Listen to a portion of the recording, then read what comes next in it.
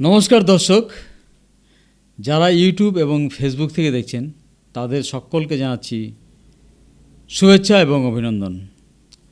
দর্শক, আমরা আজকে আমাদের দুটা পবিত্র গ্রন্থ মানে হিন্দুদের তরফ থেকে মহাভারত আর ইসলামের পক্ষ থেকে কোরআন পাঠ করব এক পৃষ্ঠা করে। তা পাশাপাশি পড়লে কি হবে, মানে বোঝা যাবে জিনিসটা যে দুটার মধ্যে কি চলছে। মানে এক একটা ধর্ম এক একভাবে শিক্ষা দেয় না। তা এই যে মহাভারত এটা আমাদেরকে কিভাবে শেখায়, আর এই যে কোরআন সেটাই বা আমাদেরকে কিভাবে শেখায় সেটা আমরা একটু ভালো মতো বুঝতে পারবো। তো চলুন প্রথমে আমরা আজকে মহাভারতটাই পড়ছি।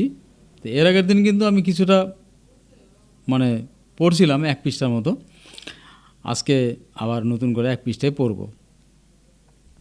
তো সেদিনকে আমরা জানছিলাম যে ওই হস্তিনাপুরের যে রাজা বিচিত্রবীর্য তার দুই ছেলে, এক ছেলের নাম ধৃতরাষ্ট্র আর আরেক ছেলের নাম পাণ্ডু। আর পাণ্ডুর হচ্ছে ছোটো ভাই, কিন্তু পাণ্ডুর হচ্ছে 5টা ছেলে আর ধৃতরাষ্ট্র হচ্ছে 100 ছেলে। তো দুপক্ষে আর কি মোটামুটি একটা কারণে হিংসামি শুরু হয়েছে। তো এটা কোথায় যায় সেটা পড়ব। তো পড়া শুরু করি। যা হোক, পাণ্ডবেরা 5 ভাই ধৃতরাষ্ট্রের ছেলেদের সঙ্গেই রহিলেন। মানে পাণ্ডু মারা যাওয়ার পরে 105টি ছেলের একসঙ্গে থাকা, একসঙ্গে পড়া, একসঙ্গে খেলা সবই একসঙ্গে হইতে থাকিল। মানে জ্যাঠাতো কাকাতো ভাই মিলে 105 জন সব একসঙ্গে চলছে। খেলার সময় ধৃতরাষ্ট্রের পুত্রেরা ভীমের হাতে বড়ই নাকাল হয়। ভীম আর কি ছোট থেকে একটু বোঝা যাচ্ছে, মানে একটু দুষ্টামি বেশি করতো আর কি। ভীমের জ্বালায় উহারা ভালো করিয়া খেলিতেই পায় না। খেলা আরম্ভ করিলেই ভীম কোথা হইতে আসিয়া তাহাদের মাথায় মাথায় ঠোকাঠুকি করিয়া দেন। উহারা 100 ভাই, ভীম একলা।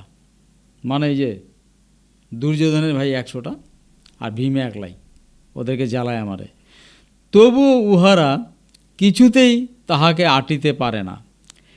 তিনি তাহাদিওকে আছড়াইয়া ফেলিয়া চুল ধরিয়া এমনি টান দেন যে বেচারারা তাহাতে চেঁচাইয়া অস্থির। মানে বাচ্চারা যা করে আর কি, দুষ্টামি। জলে নামিয়া খেলা করিতে গেলে তিনি তাহাদের 10 জনকে একসঙ্গে জড়াইয়া ধরিয়া ডুব দেন, আর তাহারা আধমরা না হইলে ছাড়েন না। জলের মধ্যে নিয়ে ধরে ডুব দেয়, যতক্ষণ পর্যন্ত জল টল খায় একটু মানে আধা মরা হয়ে গেলে তারপরে ছাড়ে। এই হচ্ছে ভীম। বেচারারা হয়তো ফল পাড়িবার জন্য গাছে উঠিয়াছে, মানে এই যে ভীমের জ্যাঠাতো ভাই ওরা। এমন সময় ভীম আসিয়া সেই গাছে লাথি মারিতে থাকেন। গাছের মধ্যে লাথি মারে, হ্যাঁ। লাথির চোটে গাছ এমন নড়িয়া উঠে যে ফলের সঙ্গে সঙ্গে উহারাও মাটিতে পড়িয়া যায়। তাহলে ভীম কতটা বল প্রয়োগ করে গাছের উপরে। কাজেই উহারা ভীমকে বড়ই হিংসা করে, যে এটা গায়ে এত শক্তি, হিংসা করে। আর তাহার কাছে বড় একটা ঘেঁষেই না, ভীমের কাছে ঘেঁষে না। ভীমকে যতই দেখে দুর্যোধনের মনে ততই ভয় হয়, আর ততই তাহার দুষ্ট বুদ্ধি বাড়িয়া ওঠে। সে কেবলই ভাবে, এই ভীমটাকে বড় হইতে দিলেই তো আমাদের সর্বনাশ, মুশকিল করে দিবে বড় হইলে, এত শক্তিশালী। সুতরাং এই বেলা এটাকে মারিয়া ফেলিতে না পারিলে চলিতেছে না। দুষ্টের বুদ্ধি দেখেন, মারিয়া ফেলার জন্য প্ল্যান করতেছে। ভীম মরিলে আর 4টা ভাই বাঁধিয়া রাখিলেই চলিবে, বাকি ভাইগুলোকে দড়ি দিয়ে বাঁধে রেখে দিবে। দুষ্টু বসিয়া বসিয়া খালি এই রূপ ভাবে। দুর্যোধন বসে বসে এগুলো ভাবে। তারপর একদিন সে সকলকে বলিল, চল আস গঙ্গা স্নানে যাই।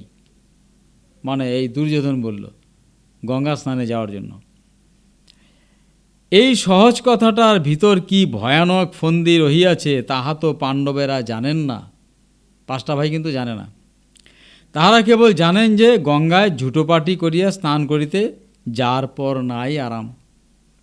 সুতরাং গঙ্গা স্নানের কথা শুনিয়াই সকলে যাইব যাইব বলিয়া প্রস্তুত।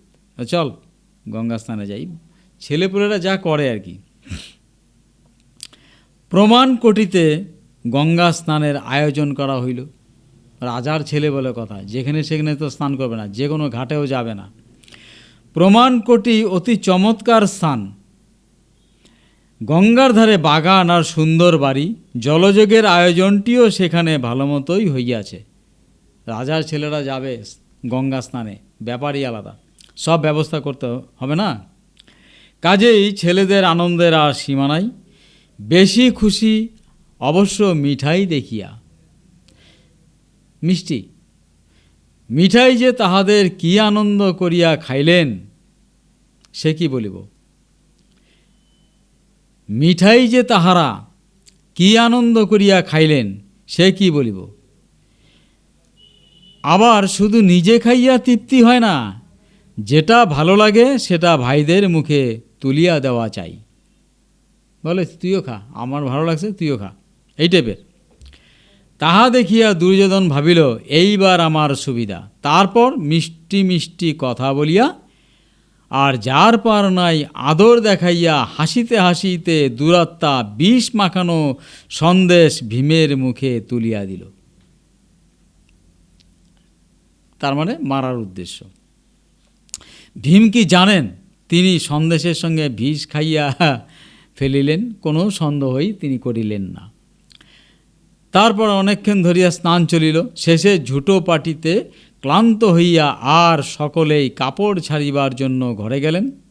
গেলেন না শুধু ভীম, বিষের তেজে আর তাহার উপর পরিশ্রমে তিনি এতই দুর্বল হইয়া পড়িলেন যে গঙ্গার ধারেই একটু না শুইয়া থাকিতে পারিলেন না।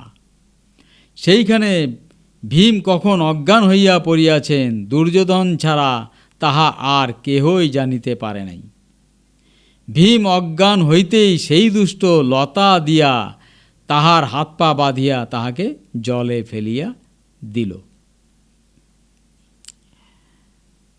তাহলে এই যে জলে ফেলে দিল, কেমন হলো ব্যাপারটা? এটা হিংসার থেকে, মানে ওকে মারে দেওয়ার জন্য এই কাণ্ডটা ঘটাইল দুর্যোধন। যাই হোক, আজকে আমি এই যে ঘটনাটা যাচ্ছে, আপনারা যেহেতু বাঙালি স্পষ্ট বুঝতে পারছেন তো ঘটনাটা, কথাটা বোঝা যাচ্ছে? আশা করি বোঝা যাচ্ছে। তাহলে আমি আমাদের মহাভারতটাকে এবার সাইড করলাম। এইবার আমি কোরআন শরীফের থেকে পড়ব। সেদিন একটা পৃষ্ঠা একটু পড়ছিলাম, আজকে পড়া শুরু করি। তবে এর মধ্যে কিন্তু আমি পাণ্ডিত্যর কিছু ব্যাপার নাই, আমি জাস্ট পড়ে যাব। এটা বাংলা অনুবাদ করা কোরআন, মিনা বুক হাউস, ঢাকা, এখান থেকে প্রকাশিত। এখানে কি লেখা আছে? বাংলা উচ্চারণ ও সহজ সরল বঙ্গানুবাদ কোরআন শরীফ। বেশ ভালো কথা, বুঝে গেলাম। এখানে লেখা আছে বিসমিল্লাহির রহমানির রহিম, নিজ দিয়ে বাংলা অর্থ করা আছে পরম করুণাময় ও দয়ালু আল্লাহর নামে। সূরা ফাতিহা মক্কায় অবতীর্ণ, রুকু, আয়াত টায়াত কিছু কিছু লেখা আছে। ঠিক আছে, হলো। এবার আমি নিচ থেকে পড়ছি। হামদুলিল্লাহ হি রব্বিল আলামিন আর রহমানির রহিম। মানে আমার কাছে তো এটা দুর্বোধ্য ভাষা না, আমি তো এটা বুঝবো না। এবার নিচের বাংলাটা লক্ষ্য করেন, এই যে কথাটা বললাম তার বাংলাটা। সমস্ত প্রশংসা আল্লাহর জন্য, যিনি নিখিল জাহানের রব। মানে কোন ঘটনা থেকে আসলো, কেন আল্লাহর প্রশংসা করব, এই কথাটা কিন্তু বলা হলো না, ডিরেক্ট একদম সমস্ত প্রশংসা আল্লাহর জন্য। তার তো একটা ভূমিকা থাকবে, তার তো একটা কারণ থাকবে। ঠিক আছে, হলো যিনি পরম করুণাময় অসীম দয়ালু, এই জন্য সমস্ত প্রশংসা আল্লাহর জন্য। ভালো কথা। যিনি বিচার দিনের মালিক, আমরা কেবল তোমারই গোলামি করি এবং তোমারই কাছে সাহায্য চাই। উপরে কিন্তু মানে আরবি ভাষায় লেখা আছে, আমি কিন্তু ওগুলো পড়বো না, আর কারণ ডাইরেক্ট আমি বাংলায় পড়ব। এই এক লাইনটা পড়লাম, এবার তার নিচের লাইনটা, আমাদেরকে সরল সঠিক পথ প্রদর্শন করো। এটা কিন্তু ঠিক বলছে, কারণ মুসলিমদের মধ্যে আমরা দেখছি জন্ম হওয়ার পরে সরল পদ্ধতি, তারপরে যখন আরও বড় হয় নানান প্রক্রিয়া আসে, বিয়েও খুব সরল, তারপরে মৃত্যুর পরে সরল। এটা হচ্ছে সরল পথ প্রদর্শন করা। ওই সমস্ত লোকদের পথ যাদেরকে তুমি নিয়ামত দান করো। এটার অর্থটা একটু আমি করতে গিয়ে বিপদে পড়ে গেলাম, কিন্তু যাই হোক এই কথাটা আসলো। ওই সমস্ত লোকদের পথ যাদেরকে তুমি নিয়ামত দান করো, নিয়ামত দান করেছো, এক লাইন বাদ দিয়েছিলাম, এক জাম্পিং করছে আরেক লাইনে। আচ্ছা যাক, যারা অভিশপ্ত নয় এবং পথভ্রষ্ট নয় তাদের পথ আমাদেরকে প্রদর্শন করো। আচ্ছা গেল এটা। তারপরে পৃষ্ঠাতে আসলাম, আলিফ লাম মিম, এটা এমন কিতাব যাতে কোনো সন্দেহ নেই, এটা ওই মুত্তাকিদের জন্য পথ প্রদর্শক, যারা অদৃশ্য বস্তুসমূহের প্রতি বিশ্বাস স্থাপন করে, যারা নামাজ কায়েম করে এবং আমার দেয়া রিজক থেকে ব্যয় করে, আর যারা বিশ্বাস স্থাপন করে তোমার প্রতি যা অবতীর্ণ হয়েছে এবং তোমার পূর্ববর্তীদের প্রতি যা অবতীর্ণ হয়েছে তার প্রতি, আর আখেরাতের প্রতি রাখে তারা দৃঢ় আস্থা। দুইটা পৃষ্ঠা আমি পড়ে নিলাম। দুইটা পৃষ্ঠায় কী কী আলাপ হলো, কী কথা মানে শুনলেন। আমি তেমন কিছু একটা বুঝি নেই, যারা জানেন তারা একটু বুঝিয়ে নিন। যাই হোক, ধন্যবাদ। এই দুইটা বই পাশাপাশি আমি পড়লাম, দেখি ভবিষ্যতে কোন দিকে যায়। মানে আমাদের মহাভারতটা কিন্তু পরিষ্কার বুঝতে পারছি, কিন্তু এগুলো কিন্তু আমার ঠিকঠাক বোধগম্য হয় নাই।